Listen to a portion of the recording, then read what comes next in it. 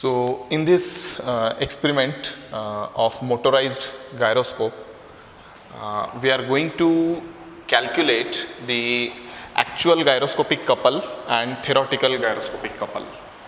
So to calculate these two unknown entities, we need to perform the experiments and need to gather some data from the experimental setup. So at the first, we need to know how to calculate these two entities. So theoretical gyroscopic couple is equal to I into omega p, whereas I will be the moment of inertia of that rotating disc that you can calculate with the help of basic equation. I is equal to m into k square. So m is given 5.42 kg.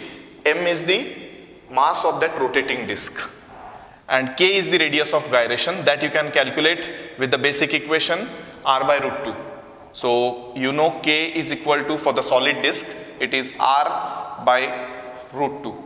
So you can simply calculate r, you know, this r is nothing but the radius of rotating disc and it is solid. So for solid rotating disc, k radius of gyration is equal to r by root 2. So with the help of these two entities m into k square, you can calculate the moment of inertia for that disc. Omega.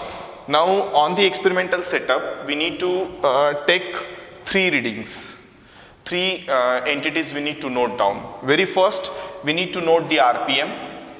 Means we are going to rotate the disc at certain RPM, and simultaneously we are going to apply a couple with the help of these masses available. So we are having 0.5 kg, 1 kg and 2 kg of mass available.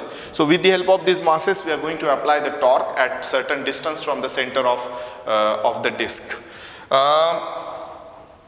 We are going to fix the angular displacement of the disc. So for the 30-degree displacement, how much time it going to take, that we need to calculate. So if we can calculate that time for the 30-degree, then we'll get dt. With the help of this d theta and dt, we can calculate the precessional angular velocity. So that will be helpful in to calculate the omega p. So it is nothing but precessional angular velocity. So if we get all these three things, omega, I can get it from the n, 2 pi n by 60. So you can calculate omega easily. This omega is the disc at which, the RPM at which the disc is rotating. So you have calculated T theoretical. Same way T actual. T actual is nothing but actual gyroscopic couple.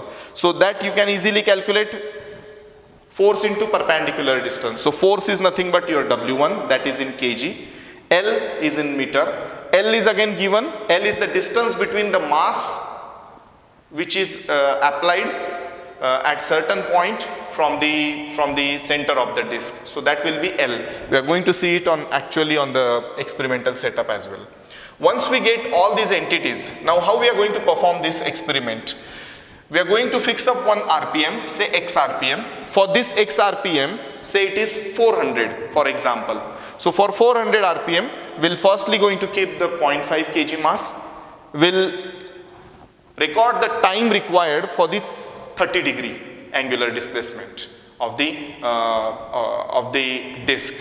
So accordingly, we are going to note down the dt. Same way, we will repeat at the same RPM for 1 and 2 kg.